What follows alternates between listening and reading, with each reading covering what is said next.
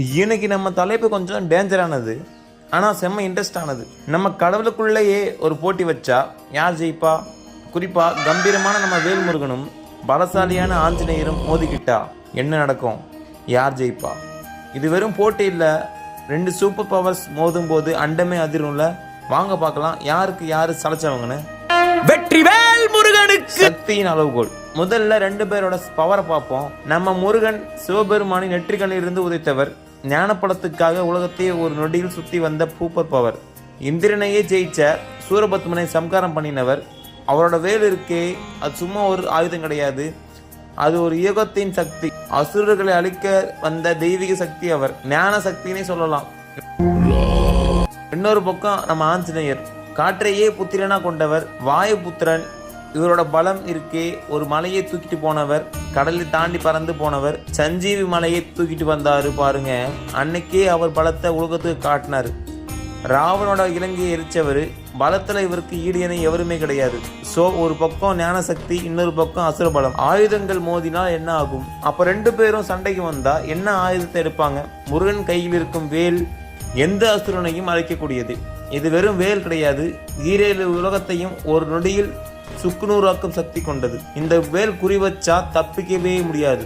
ஆஞ்சநேயருக்கு ஆயுதம்னு தனியா ஒன்றும் கிடையாது. அவரோட உடம்பே ஒரு ஆயுதம். அவர் கையில ஒரு குத்து குத்தினா மலை கூட நொறுங்கும். வாள் ஒரு பலம். வானர சேனையோட பலத்தையும் அவர் சேர்த்தே காட்டுவார். முருகனோட வேலுக்கு எதிராக ஆஞ்சநேயரோட பலம் கை சண்டை போடும் போது யார் ஜெயிப்பாங்கன்னு இங்கதான் ஒரு பெரிய கேள்வி வரும். யார் சூப்பர் ஸ்பீட்?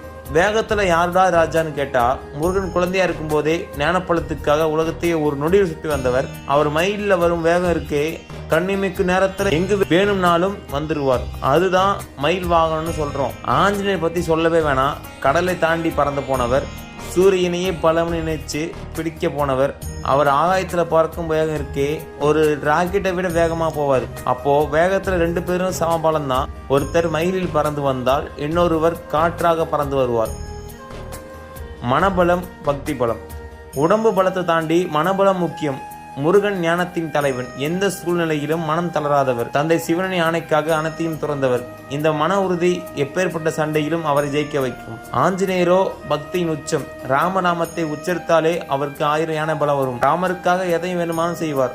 அவர் ராமநாம உச்சரித்தாலே போதும், அண்டமே அடங்கி போகும். அப்போ பக்தியோட பலம், ஞானத்தோட பலம், இது ரொம்ப முக்கியம். தலைமை பண்பு யாருக்கு? ஒரு போரை ஜெயிக்க தலைமை பண்பு முக்கியம். முருகன் தேவசேனையின் தளபதி. அசுரர்களை அழிக்கும் தலைமை பொறுப்பு எடுத்தவர். போர்க்காலத்தில் யுகம் வகுப்பது வல்லவர். முருகனோட தலைமையில் எத்தனையோ போர் ஜெயித்திருக்கு.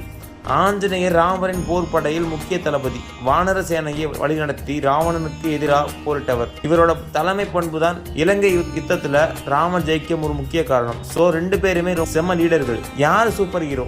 முருகன் தமிழ் கடவுள், ஞானத்தின் கடவுள், வீரத்தின் அடையாளம், பக்தர்களை காக்கும் எதையும் செய்வார். அவரோட புகழ் உலகமெல்லாம் பரவி இருக்கு. தீய சக்தியை அழிச்சு நல்லதை நிலைநாட்டுவார். ஆஞ்சநேயர் பக்தியின் அடையாளம், சேவையின் பிரதிநிதி. ராமருக்காக தன் வாழ்க்கையை அர்ப்பணித்தவர். துணிச்சலுக்கு ஒரு எடுத்துக்காட்டு. மனுஷங்க கஷ்டப்படும் போது உதவி செய்ய ஓடி வருவார். ரெண்டு பேருமே தங்களுக்குன்னு ஒரு தனி ஸ்டைலில் சூப்பர் ஹீரோஸ் தான். ஃபைனல் ரிசல்ட் யார் ஜெயிப்பா? இப்போ முக்கியமான கேள்விக்கு வருவோம். முக்கியமாக முருகன், ஆஞ்சநேயர் யார் ஜெயிப்பா அப்படின்னு கேட்டால் இதில் யாரும் ஜெயிக்க மாட்டாங்க, யார் தோக்கவும் மாட்டாங்க. ஏன் தெரியுமா? முருகனும் சரி, ஆஞ்சநேயரும் சரி, ரெண்டு பேருமே இறைவனின் அம்சங்கள். ரெண்டு பேருமே நல்லதை நிலைநாட்ட வந்தவர்கள். ஒரு நல்ல விஷயத்துக்காக ரெண்டு பேருமே மோத மாட்டாங்க. அப்படியே மோதினாலும் அதில் பக்தர்களுக்கும் உலகத்துக்கும் ஒரு நல்ல விஷயம்தான் நடக்கும். அதனால் இந்த போட்டி வெறும் நம்ம கற்பனை தான். ஆனால் ரெண்டு பேருமே அசாத்தியமான சக்தி கொண்டவங்க. பக்திக்கும் வீரத்துக்கும் எடுத்துக்காட்டு. உங்களுக்கு யார் பெஸ்ட்டுன்னு நினைக்கிறீங்க? கமெண்டில் சொல்லுங்கள். அப்படியே நம்ம சேனல் சப்ஸ்கிரைப் பண்ணுங்கள். அடுத்த வீடியோவில் பார்ப்போம்.